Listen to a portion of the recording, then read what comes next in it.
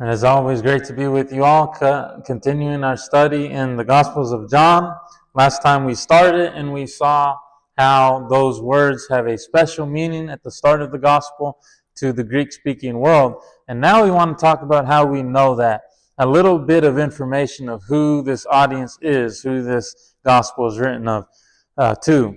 And again, why we're doing that is because it will help us see how we can make the Gospel understandable to cultures who are around us, and how to teach it in an understandable way and a way to relate and speak to them, regardless of the culture, however their lifestyle is, or the language they speak, or the way they think.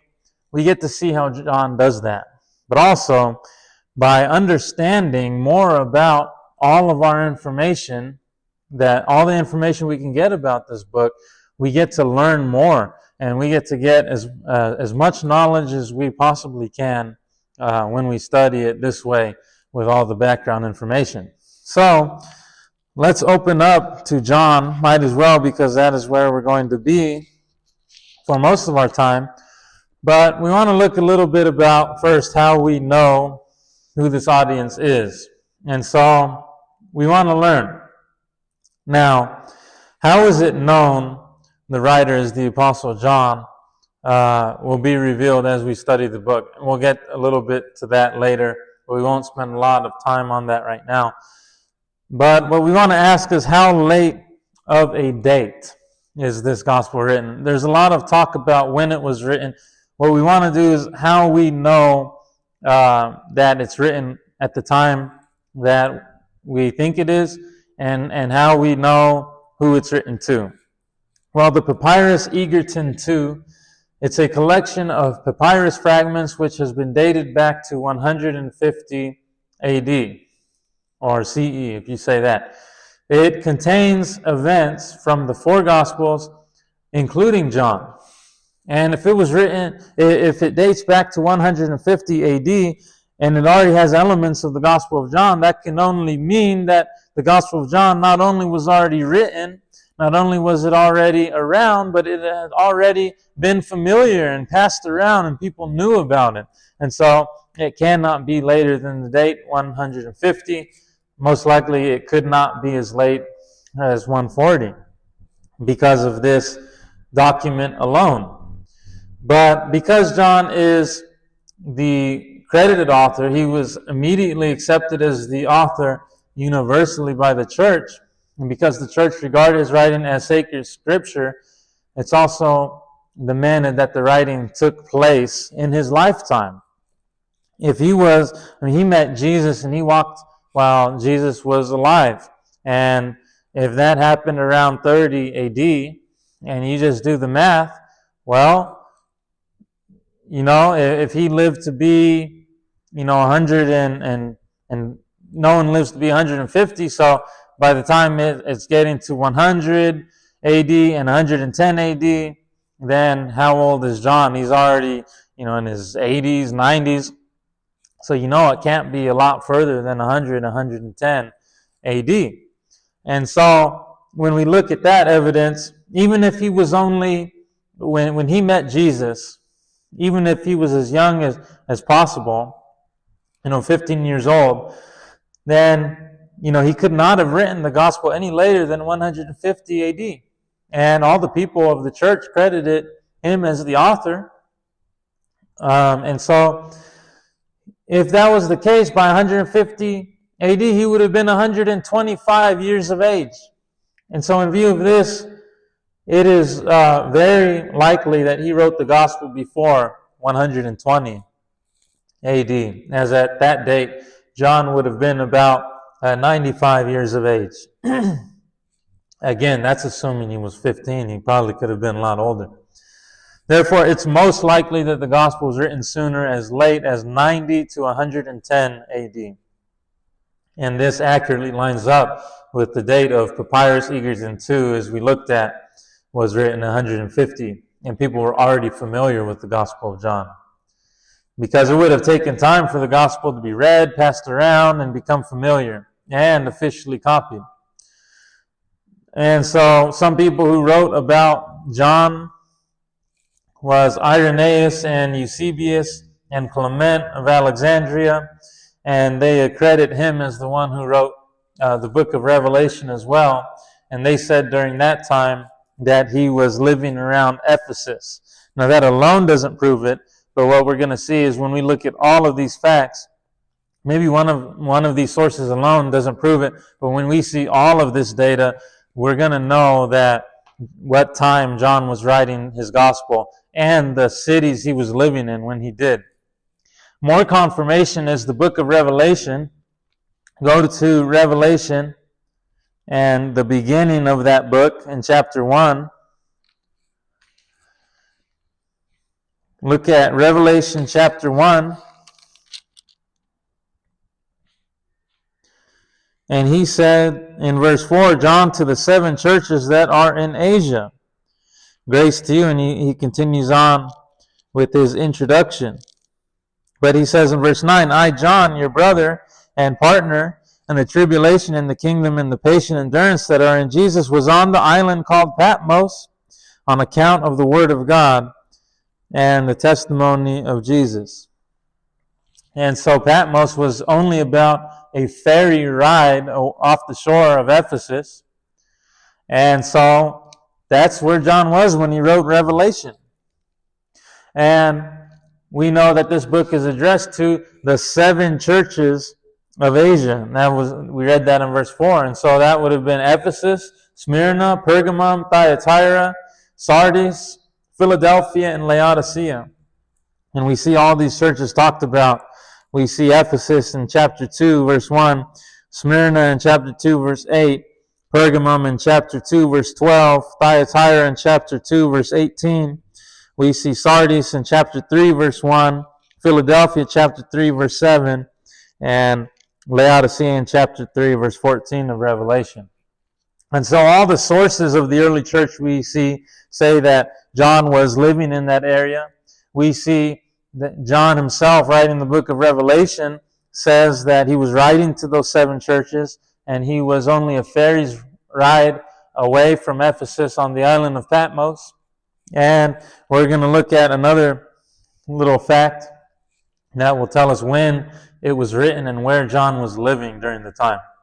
When we ask the question, how early of a date, we get the details on that. We're going to look at something interesting. Hold your spot in John. Let's go over to Matthew chapter 10.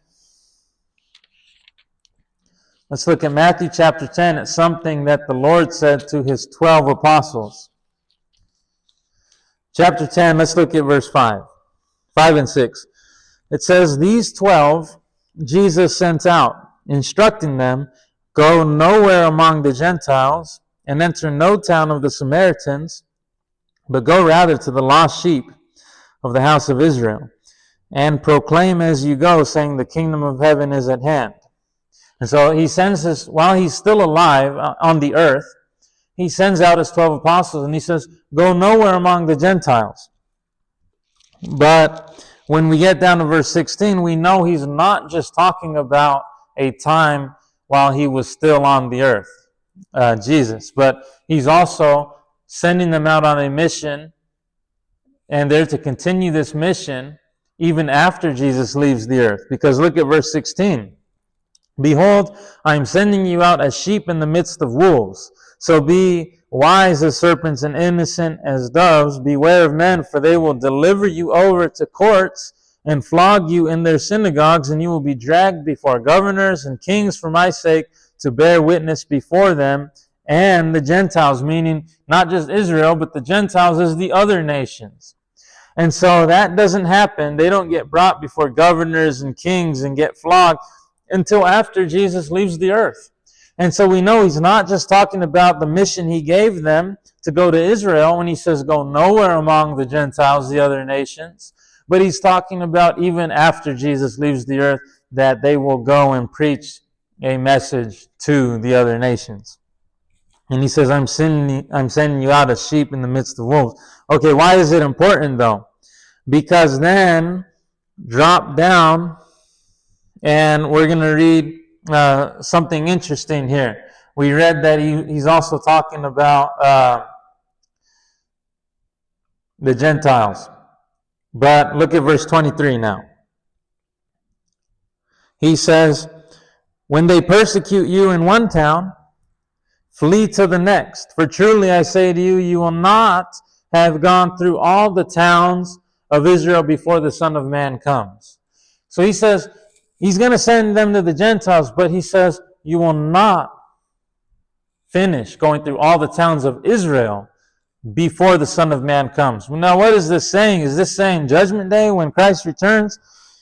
And that's the case. I mean, did Jesus just not come? And did the Bible get something wrong? No, we have to see what he means by this, when the Son of Man comes. He's not talking about Judgment Day. And if he was, that would mean the apostles should still be alive in Israel. He's not talking about the second coming of Christ. So we need to ask, when is he referring to? When the Son of Man comes, what time is he talking about? Well, we need to keep reading Matthew, because Matthew tells us what Jesus means by when the Son of Man comes. The answer lies in Matthew chapter 24, verse 30. Let's go to Matthew, the 24th chapter, Matthew 24, and look at verse 30. He says, then will appear in heaven the sign of the Son of Man, and then all the tribes of the earth will mourn, and they will see the Son of Man coming on the clouds of heaven with power and great glory. And so, why is that important? Because in this chapter, he's not talking about the second coming of Christ on Judgment Day and the end of the world. He's talking about when Jerusalem is destroyed. The reason why we know it is because let's look at the context of chapter 24. Look at verse 1. Jesus left the temple and was going away when his disciples came to point out to him the buildings of the temple. See, that's the temple that was in Jerusalem. But he answered them, you see all these, do you not? Truly I say to you, there will not be left here one stone upon another that will not be thrown down. You see, he's not talking about the end of the world, the second coming. He's talking about the destruction of the temple in Jerusalem. And so later on, they ask him in verse 3, tell us, when will these things be? And they say, what will be the sign of your coming? And then they say, and the end of the age. So he's going to answer that later on, and he's going to answer that second question. But the first question he's answering is, when will the destruction of Jerusalem and of the Jerusalem temple be? And we know that's the context, because even before this happened, look in chapter 23, verse 37, his conclusion leading up to chapter 24, he said, O Jerusalem, Jerusalem, the city that kills the prophets and stones those who are sent to it, how often would I have gathered your children together as a hen gathers her brood under her wings, and you were not willing. See, your house is left to you desolate. For I tell you, you will not see me again until you say, blessed is he who comes in the name of the Lord. And so, everything he's dealing with in chapter 24 is Jerusalem, except for when he says, of that day, meaning the end of the world, Christ's second coming, Judgment Day, of that day and hour no one knows. So, he's not saying there's going to be signs for a second coming and Judgment Day. The signs he's talking about in chapter 4 is talking about when Jerusalem and the temple will be destroyed. And the reason why we know it, if this wasn't enough proof, all we have to do is read verse 34 of chapter 24. He says, truly I say to you, this generation will not pass away until all these things take place. This generation, if he was talking about the end of Judgment Day and the second coming of Christ, all the apostles would still be alive. He said, this generation will not pass away till all these things take place. And so the coming of the Son of Man is not talking about the second coming of Christ. It is talking about the destruction of the temple of Jerusalem and the destruction of the city itself. What does that mean? Remember what he said when we read in chapter 10. You will not, talking to his 12 apostles, you will not finish going through all the cities of Israel before the Son of Man comes. If the coming of the Son of Man is the destruction of Jerusalem, then he was telling his apostles in chapter 10 that they will not finish preaching in the cities of Israel before the destruction of Jerusalem. What does that tell us? That if later on the Apostle John is no longer in Jerusalem or no longer in Israel, that tells us the destruction of Jerusalem has already happened. The destruction of the temple in Jerusalem has already taken place. Therefore, in Revelation, if that destruction of Jerusalem happened in 70 AD, then the Gospel of John in Revelation, where John is already in those cities of Ephesus, must have happened after 70 AD. Which tells us, because we're going to see that the Gospel of John is written to a Greek audience, and in Revelation, he was on that island of Patmos, a ferry ride away from Ephesus, and all the early church references say he was in Ephesus and in those cities in Asia. We know that it could not have been written later than 110 AD, and it could not have been written before 70 AD, because 70 AD is when Jerusalem was destroyed. And Jesus told his 12 apostles, John included, you will not finish preaching through the cities of Israel before the Son of Man comes, meaning before Jerusalem is destroyed. Therefore, when is the Gospel of John written? If John is already in Ephesus, then it's been written after 70 AD, after Jerusalem has been destroyed. But John was already a man when he met Jesus, and so he could not have been, 120, 130 years old writing it, so it must not have been written later than 110 AD. So from 70 to 110 AD is when the book of Revelation and the Gospel of John is written. And that tells us that John was living around Ephesus and those other 7 cities, preaching to a Greek audience, no longer a Jewish one. And by the way, one thing I forgot to mention, in chapter 24, one way we know Jesus is talking about the destruction of Jerusalem, not the second coming, is he even quotes from Daniel. And if you look at chapter 24 and verse 15, he says, when you see the abomination of desolation spoken by the prophet Daniel. Well, in Daniel's prophecy, if you go to Daniel chapter 9, verse 26, he talked about the city and the sanctuary being destroyed, which means even Daniel's prophecy was not talking about Judgment Day. It was talking about the destruction of Jerusalem and its sanctuary, the temple. Okay, so I think we made that point already, though. But we move on, and really, because we know that it must be after 70 AD when the city is destroyed, the city of Jerusalem. Now John has moved on and he's preaching to those other cities. Now the reason why we know the Gospel of John is speaking to not Jerusalem and the Jewish people, but Greek people. We're going to get to that. But Revelation obviously is because he said it's written to those 7 churches, Ephesus being one of them.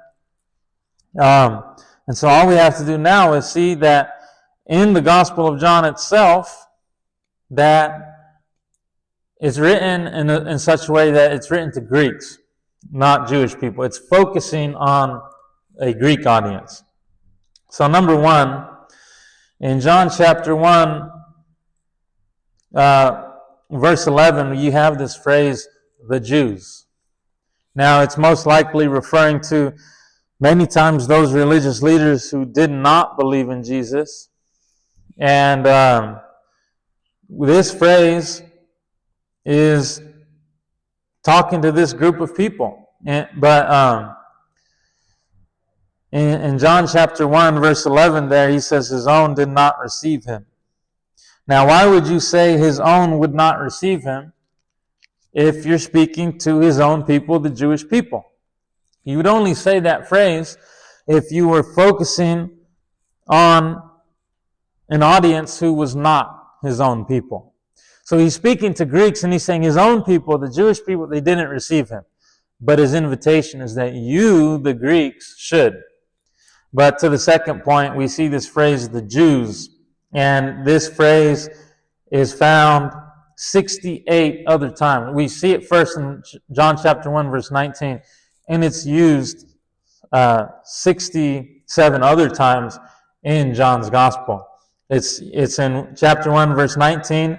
It's in chapter 2, verse 13, verse 18, verse 20, chapter 3, verse 1, verse 25, chapter 4, verse 9, verse 22, chapter 5, verse 1, 10, 15, 16, and 18, chapter 6, verse 4, 41, and 52, chapters, and we can keep going on, but it's used 68 times in the Gospel of John.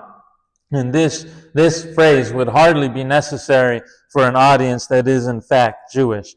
And so this shows us he was speaking to a Greek people. He's saying many of the Jews did not accept Jesus. He said in chapter 1, verse 11, his own did not receive him.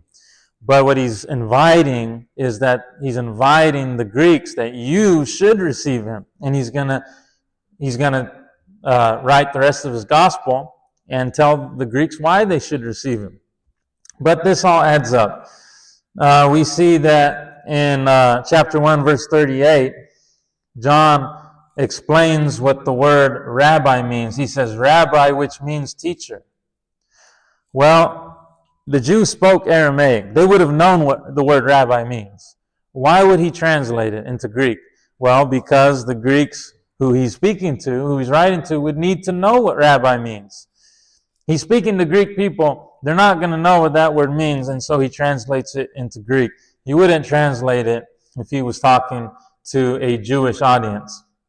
Then in chapter 1, verse 41, he says Messiah, which means Christ. Messiah was another Aramaic word. And why is he going to translate it if he's talking to a Jewish audience? Well, he wouldn't. He's translating it because Greek speakers need to know what that word Messiah means. He translates in chapter 1, verse 42, he says Cephas, which means Peter. So again, John translated a Jewish or an Aramaic name, and he translated it for the Greeks. Now, in John chapter 1, verse 49, another thing is Nathanael said, Rabbi, you are the Son of God, you are the King of Israel. Well, if he was speaking to a Jewish audience, he wouldn't have said King of Israel, he would have said Christ, and they instantly would have known what he's talking about. But if he said Christ to the Greeks, they wouldn't have a clue. So he says the King of Israel, so that they know that the Christ is referring to the King of Israel. So, this term, King of Israel, it's not used in the other Gospels. They just say Christ. But it's used in Luke, which that's probably because he's also maybe talking to someone who is Greek. But really, the other places it's always Christ. But here he says the King of Israel. And so he needs to explain to them who the Messiah is. And so he says he's the King of Israel. Also, in chapter 2, verse 6, he says the Jewish rites of purification. That's almost like saying it was the Jewish religious ceremony. Well, you wouldn't say that to a Jewish audience. You would only say it to those who don't need to know the details. The Jewish rites of purification. So he's making things understandable to Greek-speaking people. A big one is when he says the Passover of the Jews. Well, if he was speaking to a Jewish audience, he would only need to say the Passover, and every single Jew would know what the Passover was because they needed to celebrate it every year. They celebrated the Passover. You would not need to say the Passover of the Jews. The Jews know what the Passover is. but you would need to know that if you were Greek. He says in chapter 4, verse 9, Jews have no dealings with Samaritans. Well, that's not something you would need to explain. But you would need to explain it if you didn't know that. Now, and he says in chapter 5, verse 1 and 2, the pool of Bethesda. And he explains it is by the sheep gate. Well, if you're a Jewish person, you're commanded to go to Jerusalem 3 times a year. I think you're going to know where that's located. But you would not know where it's located if you never went to Jerusalem. And if you never went to Jerusalem, you probably were not Jewish, you were probably Greek. So he's focusing on preaching the gospel to a Greek audience. Now later on, he, referring to the Passover, he says the feast of the Jews. Why would you say the feast of the Jews? You would say the Passover if you were talking to Jewish people and they'd know what you're talking about. But he says the Passover is the feast of the Jews. Why? Because he's not writing to a Jewish audience. He's writing to Greeks. Why would it be necessary to explain this? Even in chapter 7, verse 2, he says the Jews' feast of booths was at hand. Again, why would you say that unless you were speaking to a Greek audience? Now, he also says in chapter 7, verse 35, the dispersion among the Greeks and teach the Greeks. Again, you don't see this in other Gospels. Why is he saying it here? Because he's appealing and he's focusing on a Greek audience. And you might be saying, okay, get on with it, I get the point. But we want to look at all of this evidence and see the audience who John is speaking to. And there's a whole other, there's a whole list. The woman caught in adultery in chapter 8. It says, Moses commanded that we stone such women. Well, they would have already known that had they been Jewish. And there's a lot more we could look at. He translates Siloam to, he says, which means sent in chapter 9, verse 7. Again, why would he translate a language that Jewish people already speak? Well, because he's writing to a Greek audience. He's living in these Greek cities trying to teach them the gospel. And there's a lot more we could look at. In chapter 12, verse 20 to 26, we see that Greeks come to Jesus. And that's John's way of saying that, hey, Greeks also came to Jesus, and Jesus accepted them. And so you, if you're Greek, you should come to Jesus too. And by that point in the gospel, it's because Greeks might be saying, hey, we kind of like this guy. And we see why Jesus is so great. But he's Jewish, but what if we want to come to Jesus? And John is saying the good news is, the gospel is, you can. You can come to Jesus. Jews can come to Jesus. Greeks can come to Jesus. Everybody can come to Jesus. And that's his point when he gets to chapter 12 there. And then, we could go on. Gabbatha is in Aramaic, chapter 19, verse 13. But he explained what that word meant there. Chapter 19, verse 17, he explains Golgotha, another Aramaic word. And there would be no reason to explain what these Aramaic names and words mean unless he was speaking to Greeks who did not speak that language. And so there's a lot of those. But I think it's obvious by this point, he's speaking to Greeks. And that can only be because he's no longer in the cities of Israel. This is after the destruction of Jerusalem in 70 AD, and John has now moved on to preach to these Greek cities. And so, what can we learn about John trying to teach the gospel to cities and cultures who are totally different? Well, by seeing how John makes the gospel understandable to them, we can learn how to make the gospel understandable to cultures around us. And so the only argument someone could maybe make is that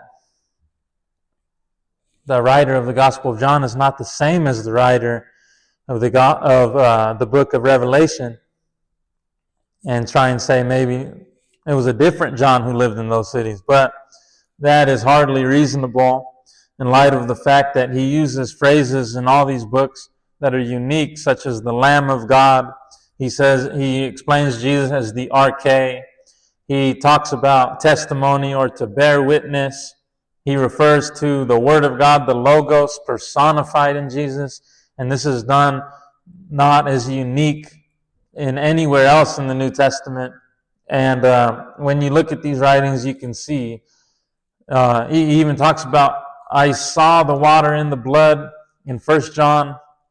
And in the Gospel of John, he sees when the soldier pierces Jesus on the cross and the water and the blood comes out. And so if we see that the same writer of the Gospel of John is the same writer in John, and he's using the same terms in Revelation, we wouldn't just assume it's a different John. And no one, the early church did not. They knew it was the same one. And we know he's writing to a Greek audience. Now, we can look at the cities themselves. Ephesus. We can look at the morality of the city of Ephesus. In his book, William Barclay tells us a lot about these cities. It's called Letters to the Seven Churches. And while I can't recommend or encourage his writings because he might have some different beliefs and some things we wouldn't agree with, he does a good job in that book of telling us about these seven cities. And about Ephesus, he wrote, the temple of Diana or Artemis possessed the right of asylum. That is to say, if any man had committed a crime, if he could reach the precincts of the temple before he was arrested, he was safe. That immunity extended to an area of one bowshot or 200 yards all around the temple. It can be easily seen that the area around the temple of Diana in Ephesus would house the choicest collection of criminals in the ancient world. So into Ephesus there poured a stream of criminals of every kind, fugitives from the law, escapers and avoiders of justice, and into Ephesus there flowed a torrent of credulous, superstitious people, for in a superstitious world Ephesus was well nigh the most superstitious city in the world. The character of the people of Ephesus was notoriously bad. The people had the reputation all over Asia of being fickle, superstitious, and immoral. Such was Ephesus. It was there that Paul stayed longer than he did in any other city, and it was there that some of the greatest victories of grace were won. Sometimes we say that it is hard to be a Christian in a modern, industrial, competitive civilization. Let us remember Ephesus, and let us remember that there were Christians there. And this is the place where John is trying to teach the gospel of Jesus to these Greek people. Now he said of Smyrna, the same book of Barclay, Smyrna was an outstandingly beautiful city. It claimed to be to agalma tes Asias, the glory of Asia. It had been built in the 4th century BC, and it was a model of all that town planning should be. Great, straight, spacious streets ran from one end of the city to another. The most famous of these streets was called the Golden Street. At the sea end of it, there stood the temple of Cybele. On the way along it, there were temples to Apollo, to Asclepios, and to Aphrodite. And inland, where the street met the foothills, there stood the temple of Zeus. The Christians in Smyrna lived in a situation in which on every side the splendors of heathen worship met their eyes. What a contrast there was between their humble meeting places and the glory of the temples of the gods of Greece. One of her most famous monuments was a monument to Homer, whose birthplace it claimed to be. It would have been easy for the little Christian church in Smyrna to have been stifled and suffocated out of existence by the weight of the heathen splendor which surrounded it. But it is blessedly true that not all the darkness in the world can quench the smallest light when that light had been kindled and is constantly nourished by God. And he went on to say, nowhere can life have been more dangerous for a Christian than in Smyrna. As far back as 196 BC, Smyrna had been the first city in the world to erect a temple to Dea Roma, the goddess of Rome. In AD 26, Smyrna strove with 6 other cities of Asia Minor for the right to erect a temple to the godhead of Tiberius, the reigning emperor, and won it. Smyrna was an enthusiastic center of Caesar worship. For a man to become a Christian anywhere was to become an outlaw. In Smyrna, above all places, for a man to enter the Christian church was literally to take his life in his hands. So we see the humility of the church, of being this regular, normal, lowly type people versus, how extravagant the buildings and the temples of other religions were.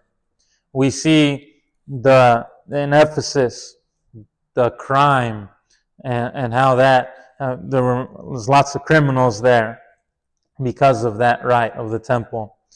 We see the danger of that was there in preaching the gospel of Christ. And in Pergamos, of the city of Pergamos, Barclay says, it was not only in the realm of literature that Pergamos was internationally famous. It was a famous center of religious worship. John describes it as the place where Satan's seat is, Revelation 2, verse 13. And it may well be that it is in the religious fame of Pergamos that we are to look for the meaning of that phrase. And he goes on to some possible causes, Asclepion or maybe Zeus. But he goes on to say Pergamos was a city where Caesar worship was at its most intense. A city dedicated to glorying in the worship of Caesar. So you get the point. It was all these cities that John was trying to preach the gospel to and teach them and write his gospel. We don't really have an excuse in our cultures today. As Solomon said, there's nothing new under the sun. The problems we face today, they faced them, those Christians in the past. And we have to learn how John was able to teach the gospel of Jesus in a way they could understand, not only in their language, but in their culture. Of Sardis, Barclay said, Sardis was a great center of the woolen industry out in Phrygia. The great sheep masters grazed their flocks, and Sardis was their market. Sardis was indeed the greatest distributing center of the woolen trade. Like Thyatira, it was also a center of the trade of costly dyes. It may be that the reference in Revelation 3, verse 4, to those who have not defiled their garments is a reference to the woolen trade at Sardis, as if the risen Christ was saying to it that it might be rich in material garments, but the garments of its soul were soiled in shoddy things. Sardis was not a center of Caesar worship, although it would have liked to have been. It was the center of the worship of Cybele. And so he goes on there. But the thing with Sardis was that they had their market and they had their wealth from it. And so he goes on there, but the problem with Sardis is that they might have become comfortable because of their material, and we might be comfortable because. So we see the problem is that they were getting too comfortable with material, and so the problems we see in their culture, we see today. There's nothing new, and John was still wanting to make the gospel understandable to all of them, whether it be problems with crime or whether people are too comfortable with their material and feel like they don't need God.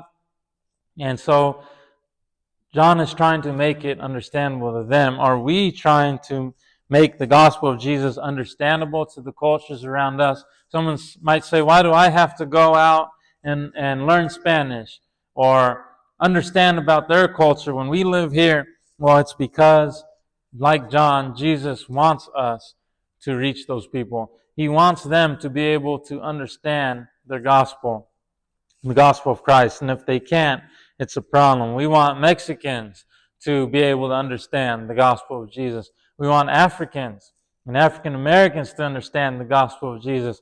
We want Indians to understand the gospel of Jesus. We want all people to be able to understand the gospel of Jesus.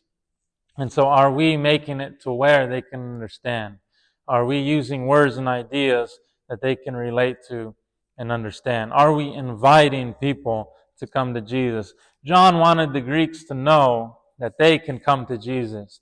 And we want all people, whether it's similar culture to ours, whether these same problems are in ours culture or other cultures, we want to be able them to understand, to come to Jesus? Are we making it understandable? Are we going out of our way to explain it to them? And so we'll continue next time in the Gospel of John. We'll see more of how John does that and how we can do that next time as we continue with John. Thank you.